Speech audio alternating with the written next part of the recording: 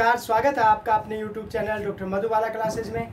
मैं हूं राजेंद्र कुमार वर्मा और आज हम करेंगे प्लेटो, जो वेस्टर्न थिंकर है, पाश्चात्य विचारक है, महत्वपूर्ण है।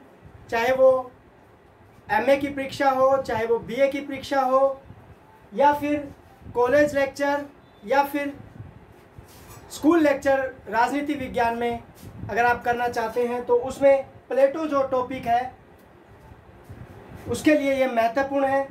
तो पहले हम प्लेटो का जीवन परिचय देखेंगे।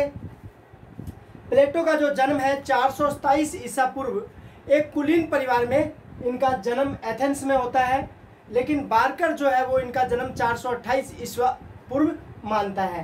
तो विवाद है जन्म को लेकर, वैसे 427 लेकिन बारकर 428 मानता है। मृत्यु जो है वो 347 ईसा पूर्व इनकी हुई। पिता का नाम एरिस्टोन, माता का नाम प्लेक्टियनी। नहीं पूछा जाएगा, लेकिन फिर भी हमें पता होना चाहिए कि जो महान दार्शनिक है उनके पिता का नाम एरिस्टोन और उनकी माता का नाम प्लेक्टियनी था। वास्तविक नाम अरिस्तोक्लीज, यानी प्लेटो का वास्तविक नाम है अरिस्तोक्लीज। व्यायाम के जो इनके गुरु थे उन्होंने इनके चौड़े कंधों की वजह से, इनके सुडौल शरीर की वजह से इन्हें प्लेटोन कहा। अरबी भाषा में इस प्लाटोन का जो है एक विकृत रूप सामने आया, इन्हें अफलातून भी कहा जाने लगा। तो प्लेटो को जो है अफलातून भी कहा जाता है। कई बार ये प्रश्न पूछा गया है ऑब्जेक्टिव में कि किस पाश्चात्य विचारक को अफलातून भी कहा जाता है, तो प्लेटो को कहा जाता है। इनके गुरु सुकरात थे, जिनके चरणों में बैठकर इन्होंने 8 वर्ष तक अध्ययन किया। सुकरात जो है उनको 399 ईसा पूर्व में जो प्रजातांत्रिक सरकार थी उन्होंने, क्योंकि सुकरात क्या है, सत्य बोलते थे, तो उसकी इनको कीमत चुकानी पड़ी और इनको जहर का प्याला पिला दिया गया। इस घटना ने प्लेटो के जीवन को बदल दिया। तो मैक्सी कहते हैं कि प्लेटो में सुकरात पुनः जीवित हो गया जब उसे जहर का प्याला पिलाया गया।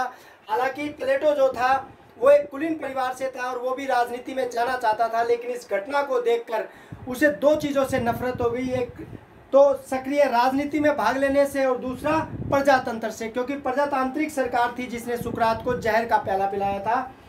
तो ये परिचय के अंदर जो है हमने इनका जन्म, इनकी मृत्यु कब हुई, इनके पिता और माता का नाम, इनका वास्तविक नाम हमने देखा।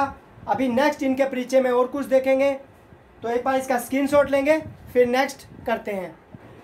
प्लेटो ने अपनी आयु के 40वें वर्ष यानी 386 ईसा पूर्व एक अकेडमी की स्थापना की, जिससे यूरोप का प्रथम विश्वविद्यालय होने का गौरव प्राप्त है।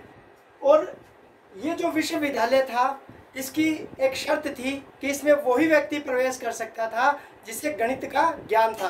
तो इसके जो बाहरी जो मुख्य द्वार था उस पर लिखा भी गया था कि जिस व्यक्ति को गणित का ज्ञान नहीं है वो इसमें प्रवेश का अधिकारी नहीं है।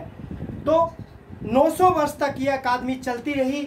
522 ईस्वी में रोमन सम्राट जस्टिनियन द्वारा जो है बंद किए जाने तक इसने ज्ञान का क्या किया, प्रसार किया।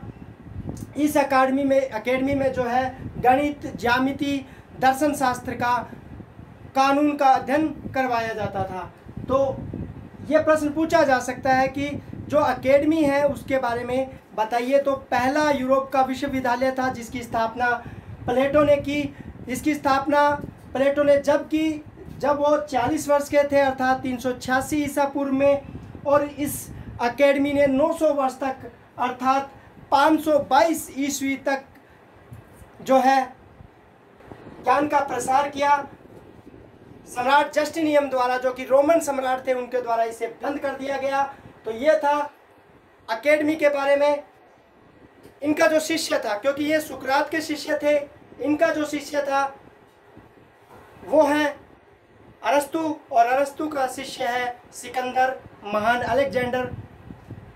पहला सुकरात का शिष्य प्लेटो का शिष्य अरस्तु और अरस्तु का शिष्य जो है अलेक्जेंडर, जिसे हम सिकंदर महान कहते हैं। तो ये एक परिपाटी है गुरु शिष्य की। पहले हमने आज प्लेटो किया है, कल हम सुकरात करेंगे। इस तरीके से जो है हम करते चले जाएंगे वेस्टर्न थिंकर्स को। तो परिचय के अंदर हमने जो है अकेडमी देखी, परिचय में हमने अकेडमी देखी है। उसी प्रकार से अरस्तु की जो अकेडमी थी उसे लीसियम बोला जाता है। अब एक बार इसका स्क्रीनशॉट लेंगे, उसके बाद परिचय के अंदर हम नेक्स्ट और देखते हैं। प्लेटो ने अपने मित्र डियोन के कहने पर सिराक्यूज के शासक डायोनिसिस के पथ प्रदर्शन के लिए सिराक्यूज की यात्रा की। अर्थात प्लेटो जो है वो दार्शनिक शासक में विश्वास रखते हैं कि शासक कैसा होना चाहिए, दार्शनिक होना चाहिए, शासन एक कला के रूप में वो देखते हैं।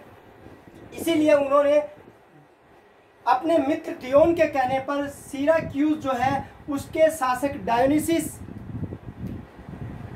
को दार्शनिक शासक बनाने के लिए सिराक्यूज की यात्रा की। प्लेटो ने तारेंतम के दार्शनिक शासक अर्खितास के कहने पर सिराक्यूज की तीसरी यात्रा की, क्योंकि पहली यात्रा में वो गए तो वहाँ के जो शासक थे डायोनिसियस वो उनसे थोड़ा सा प्रभावित हुए, लेकिन जब दरबारियों ने देखा कि हमारा शासक जो है वो दार्शनिक बन जाएगा तो उन्होंने डायोनिसियस को प्लेटो के विरुद्ध भड़काना शुरू किया। फिर दूसरी यात्रा करते हैं और वहां से अपनी जान बचाकर प्लेटो भागते हैं, लेकिन फिर प्लेटो ने तारंतम के दार्शनिक शासक अर्खितास के कहने पर सिराक्यूज की तीसरी यात्रा की। प्लेटो की अगर हम पद्धति की बात करें तो उन्होंने अपने अध्ययन के अंदर जो है निगमनात्मक पद्धति अर्थात नी से निम्न से विशेष की ओर जो है पद्धति का प्रयोग किया। सुकरात से उन्होंने द्वंद्वात्मक जो संवाद पद्धति है उसका प्रयोग किया। उनकी जो पुस्तकें हैं वो संवाद पद्धति में लिखी गई हैं। प्लेटो की जो प्रमुख पुस्तकें हैं वो 36 से 28 इनके जो है पुस्तकें मानी जाती है, लेकिन इनके जो प्रमाणिक ग्रंथ हैं वो 28 हैं, जिसमें से कुछ महत्वपूर्ण जो ग्रंथ हैं पुस्तकें हैं वो हम यहाँ देखेंगे। तो द रिपब्लिक 386 ईसा पूर्व में लिखी गई, द लॉज 347 ईसा पूर्व में, द स्टेट्समैन 360 ईसा पूर्व में। एग्जाम में पूछ लिया जाता है कि 2 पुस्तकें बताइए, तो आप पुस्तकें याद कर लेंगे।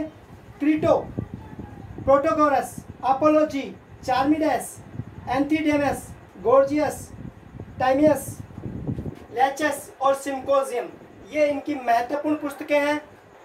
राजनीति विज्ञान से संबंधित जो प्रतियोगी परीक्षाएं होती हैं उनमें प्लेटो की पुस्तकें पूछ ली जाती हैं, तो आपको ये पुस्तकें याद होनी चाहिए। ये महत्वपूर्ण पुस्तकें हैं, इन्हीं में से प्रश्न पूछ लिए जाते हैं। तो उम्मीद करता हूँ कि इनके जीवन परिचय से संबंधित जो मैंने बातें बताई हैं वो प्रतियोगी परीक्षा के लिए महत्वपूर्ण होंगी, आपके लिए महत्वपूर्ण होंगी।